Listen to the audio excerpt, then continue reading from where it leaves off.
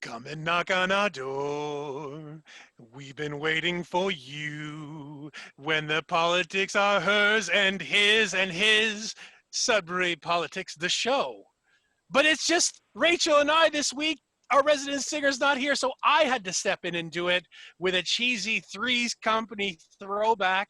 Hers and his, but it's just hers and his this week. Rachel, how are you doing? What are we going to do without Jeff?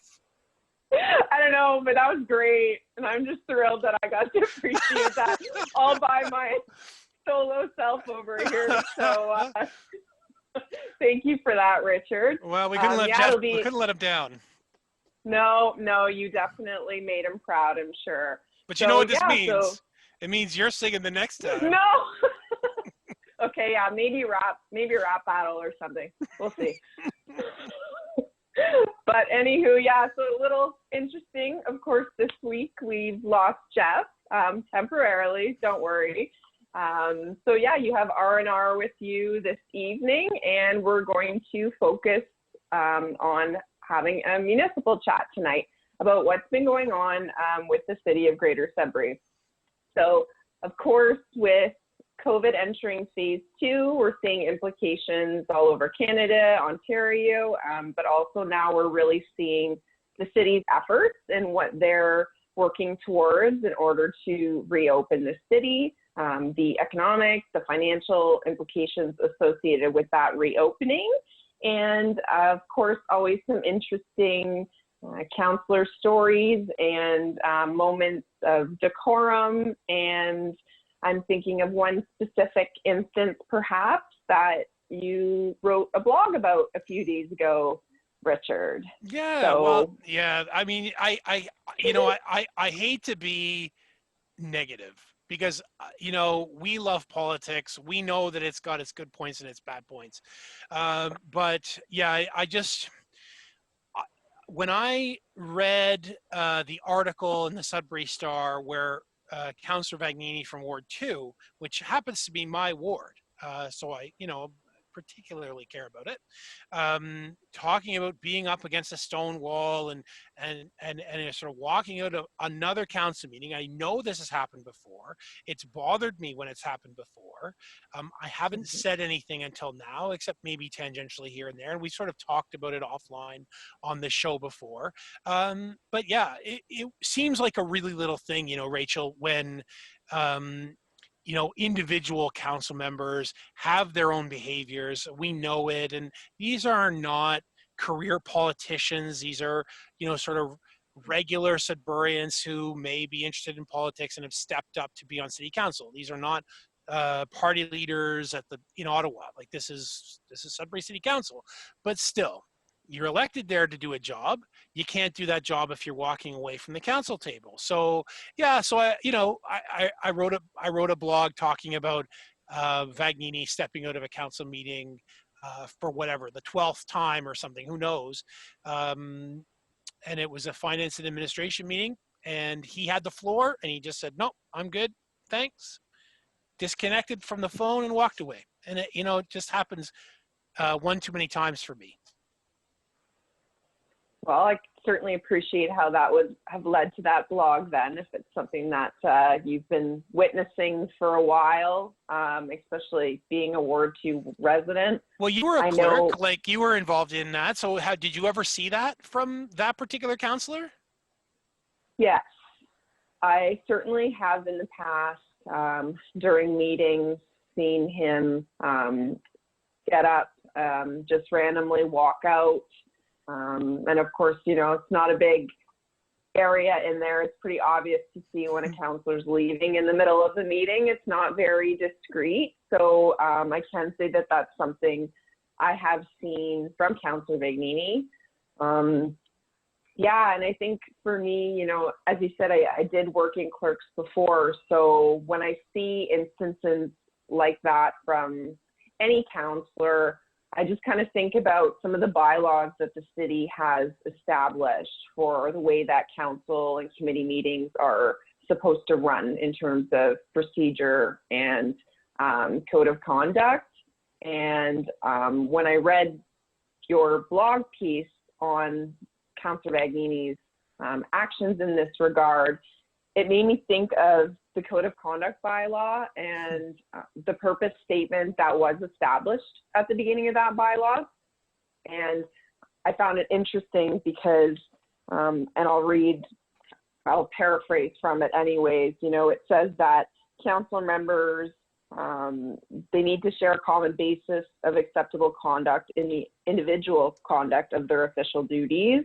And the reason why this code of conduct was established is to promote public confidence that the city's elected representatives operate from this base of integrity, transparency, justice, and courtesy. And to me, especially the last point about courtesy really stood out, because it sounds like that's something that you probably didn't feel was very courteous as an action from your Ward 2 councillor. Well, so that particular moment in that particular meeting, and if you know, the audience wants to read it, they can go to our blog at sudburypolitics.ca, and I've linked to the video and I've put a transcript up to talk about it. It's a little thing. It's not a huge thing. There was an exchange between the councillor and the executive director of finance and Stankiewicz, the chair of the committee, who's Mike Jacobo, and then Mayor Bigger gets in there and calls a point of order on Michael Vagnini's questions. Well, listen, Vagnini was in the right to be asking questions, and Jacobo recognized that. But even though he got the floor back, he left. Like, it's a small thing. Like, this lasted maybe 65 seconds from Bigger's intervention to Vagnini leaving the meeting. And it was early on. I don't see that there was a lot of evidence of, you know, him being pushed around or bullied. Some people are saying that it's because of the mayor and I guess the mayor's supporters on council, of which Vagnini is clearly not one, who are making his life miserable. I mean, that's not right either, is it?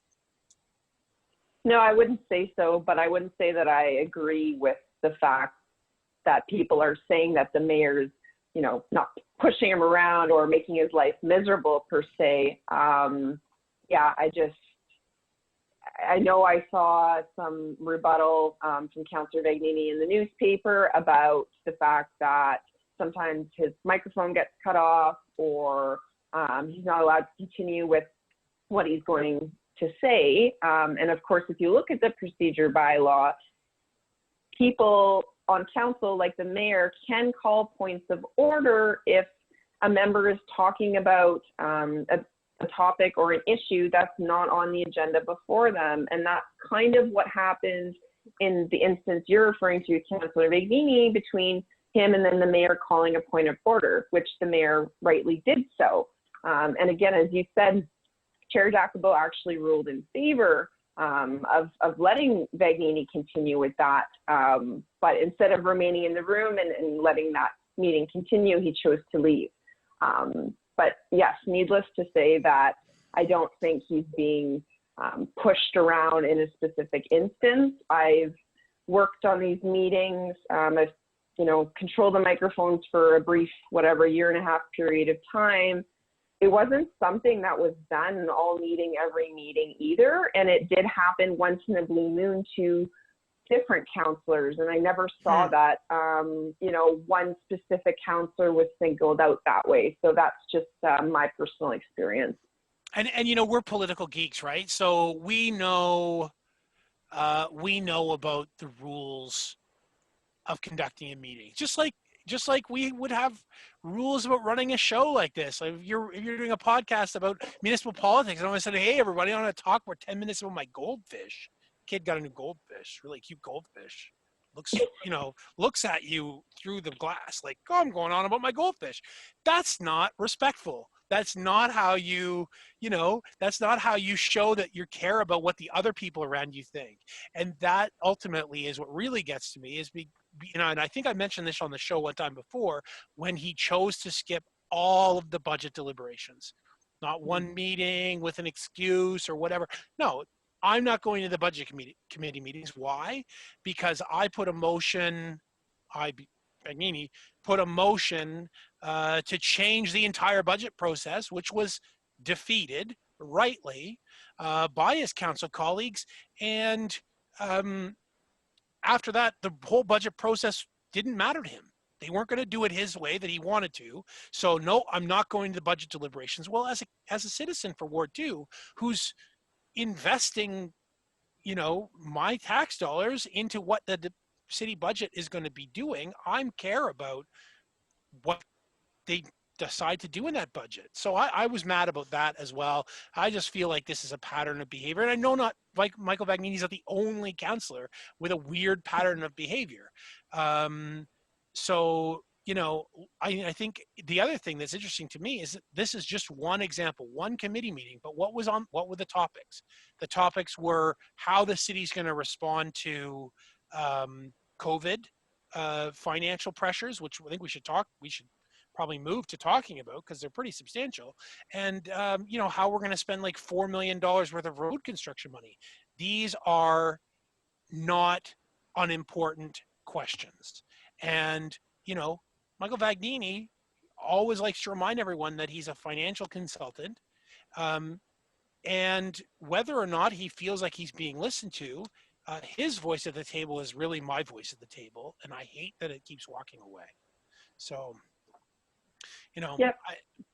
I think I think that ultimately this council coming out of COVID is going to have some real challenge points. I don't know if you've seen that in the kind of cracks are forming. I know that if Jeff were here, he'd be able to, he's got his finger really closely on the pulse of this stuff. Like he'll know exactly what cracks are where, and maybe, I'm not looking at it that closely, but what are you seeing there? Well, I mean, I think I've always seen, of course, this councillor had a lot of the same members as the previous term of council, and I think I've always kind of seen a divide, kind of a split half and half. I don't really want to say, the left side versus the right side, but when I kind of think about who I'm referring to, yeah, it kind of does seem that way. And I think now, there still is a bit of that similar divide, and it almost seems like you do see Councillor Vagnini, maybe perhaps on par or on the same page or grouping together with, perhaps Councillor Signoretti, Montpellier on certain issues, and they're kind of maybe on their own little bit of an outside there compared to what the rest of council's saying. I'm not sure. I'm not tuning into every single council meeting. Like you said, Jeff's probably much better at speaking to that. But if I were to speak very generally on that, that would be my observation. Yeah, and then there's one of the arguments that has come out, as a response to my blog piece, is that there's a cliquiness there. The cliquiness is around the mayor. Well, I mean, there's a counter argument to that too. That is, if you don't have votes around you, you as the mayor, who are supposed to be at least leading it, if he couldn't even at least get the votes to approve the motions which he is likely heavily involved in putting together, the motions that are driving the council forward, budget motions and that sort of thing, if he can't cobble together a coalition of votes with the council table to get his agenda passed, someone else is leading the council, right? And so this idea that I'm being, I'm as a councillor, I'm being pushed away and no one wants to hear what I have to say, their opinions are different. Like, Councillor Montpellier, Councillor Vagnini, to a lesser extent, Councillors Leduc and Kerwin, not always on the same page as the group of councillors that I would say are around the mayor. It's not, it's not a defined group. It's not like there are parties in the council, but there is a group around the mayor. But I don't see that group, holding other people's voices away. I see them doing that. I see them doing that to themselves. It's cheapening council, and it bothers me. Yeah, I was going to say, and it's not like, we say this group split or this divide perhaps. It's not like they don't sometimes waver from one another and have opposing views on issues. It's not this pact around the mayor that they're always going to, take his side and vote the same way. No, they Mm. still very much, as you said, voice their individual opinions. And that is perhaps the benefit and the unique aspect of council, is that they're not belonging to political parties where they kind of, feel that sense of perhaps voting or siding on the same page. But I did really like the point you said about the mayor as the leader and how there's merit to that people may perceive others grouping around him. But I do think that the role of a leader in any capacity is to kind of take charge and to bring people in and have those discussions. So I wouldn't say that that's necessarily a bad thing if people view our mayor as doing that. Well, and I think that Bigger's got some criticism through the pandemic, where he's not been as visible as senior levels of government. Not that he has the same level of message to deliver. He's not holding 11 a.m. press conferences like the Prime Minister or 1 p.m. press conferences like the Premier. If he was to do that every day at 3 in the afternoon, he would run out of things to say pretty quickly, I think. So, Brian Bigger's leadership's always been a bit of a question. I think, as I didn't support him for mayor, and that's no secret. But we are now looking at council to do some things, to make some hard choices, and they're facing what, a $5 million deficit that they're going to have to handle. What have you heard about that? What sort of things are they doing? In terms of reopening in terms of COVID, right? I mean, because we got economic impacts, and then we also have a city to run. So, what's going on? Yeah.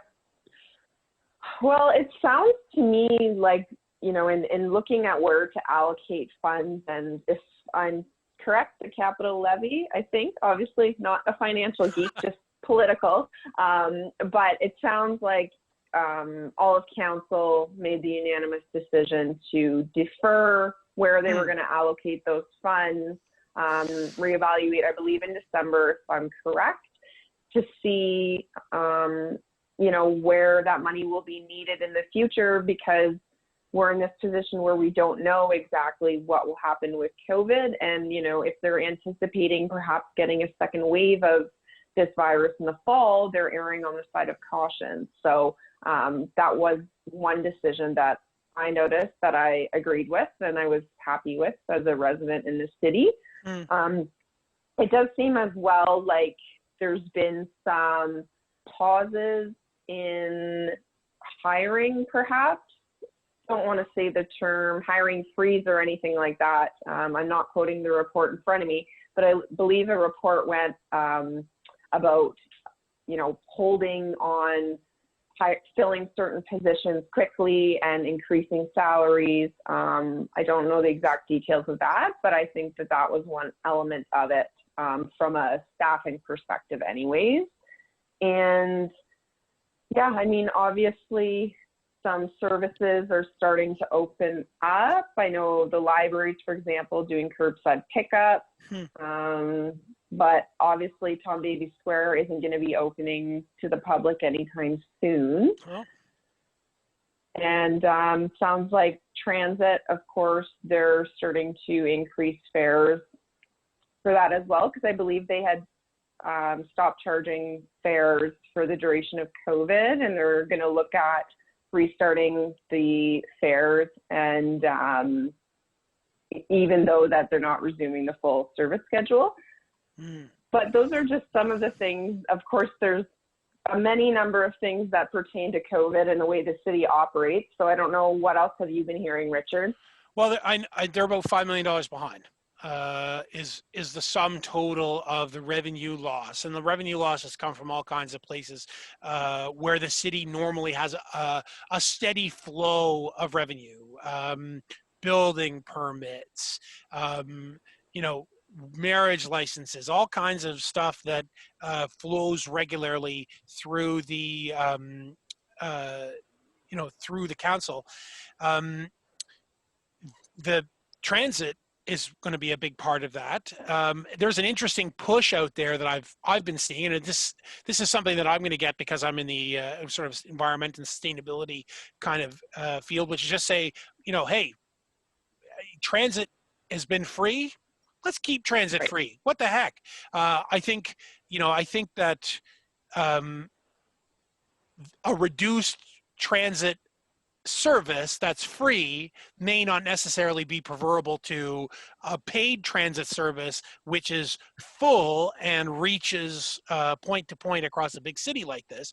I question the idea of having a paid transit service that isn't getting to all the points in the city that it should. But I think that what we're seeing is the city's in a hole, and it's got to find some way to crawl out of it, at least until senior levels of government recognize that cities, they can't borrow the way other organizations can.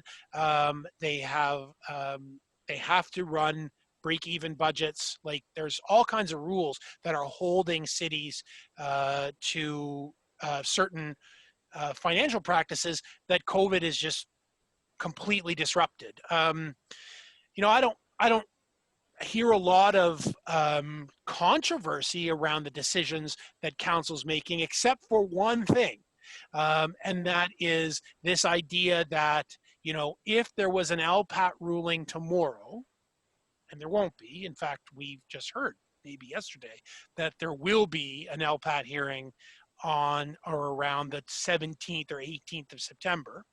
But if there was an LPAT ruling today, it would be full bore on the KED. And other capital projects like this junction project, no idea where they're going to place. What do you think? Should they be pushing forward with the KED in this environment? No. Okay. No. I don't know if you and I have really sat down, Rachel, and really laid down our cards on the table when it comes to KED. But tell me why. Well, that's a start for me. No, but if we're talking about in this environment with the KED, I again obviously don't follow the dollar numbers to everything very closely, but as a taxpayer, I look at this and go, okay, we've already invested this much money in this project, and I'm just seeing in the paper again this week that we've hit another roadblock in terms of the next stages with it going to the Superior Court and then potentially LPAT.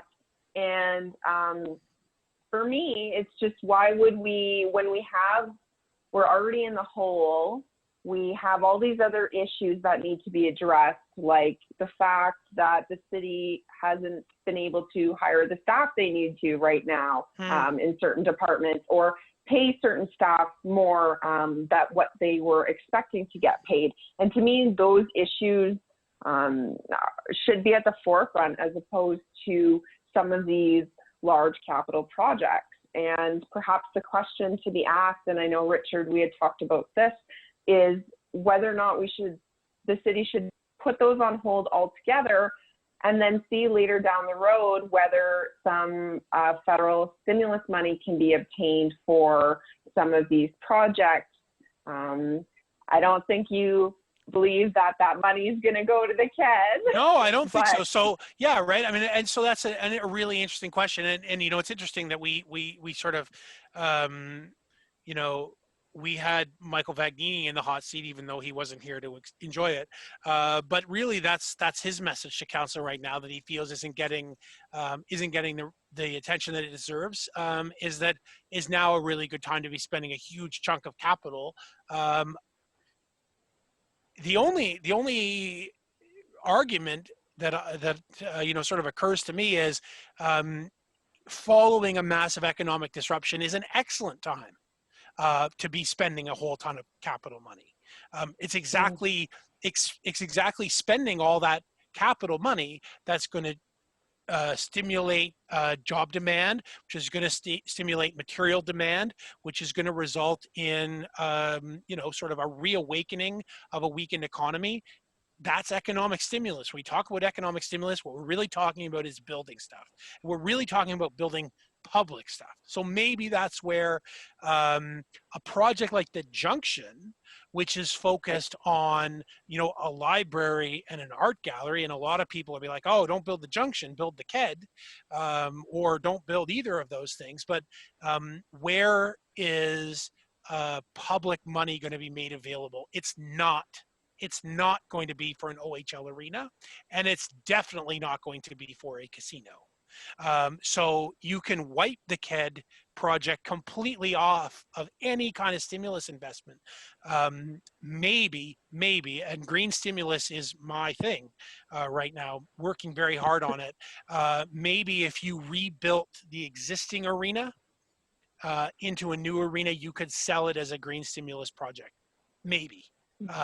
You know, because you're taking old, bad infrastructure, turning it into new, better infrastructure, but building it brand new, it's not going to happen. So, you know, I think we've stumbled on our poll for the week, right? For our listeners.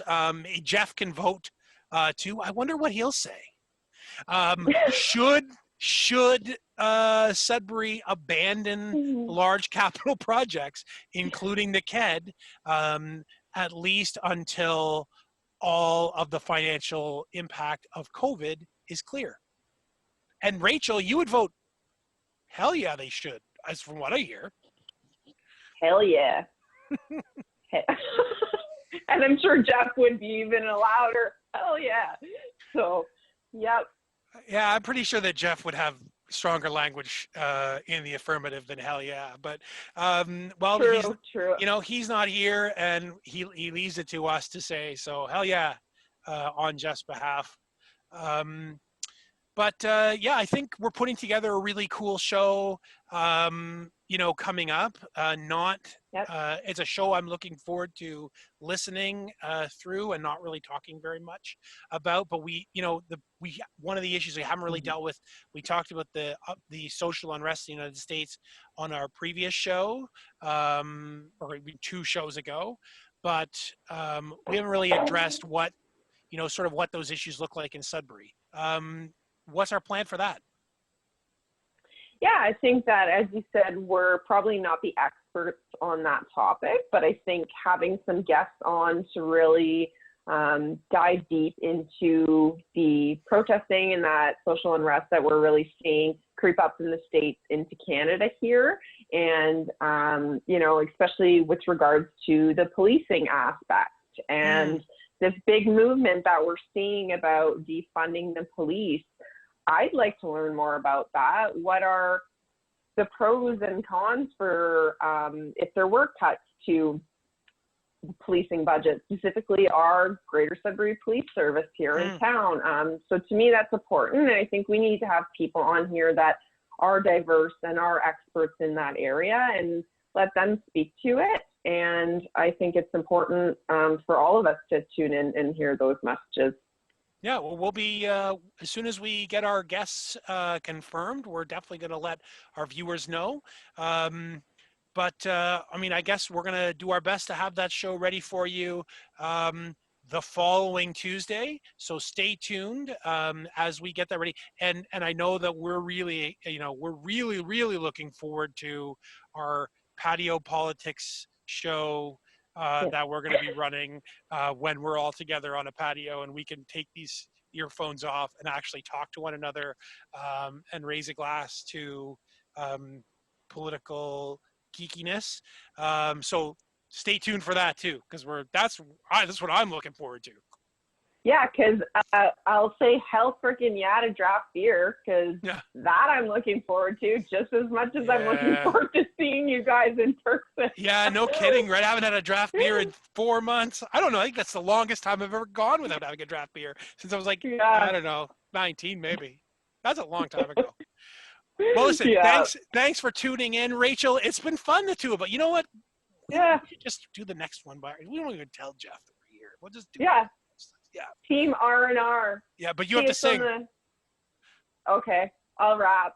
Fleetwood Mac. That's rap. Fleetwood Mac. Stay tuned. Awesome. Thanks. Bye, Rachel. Okay, bye.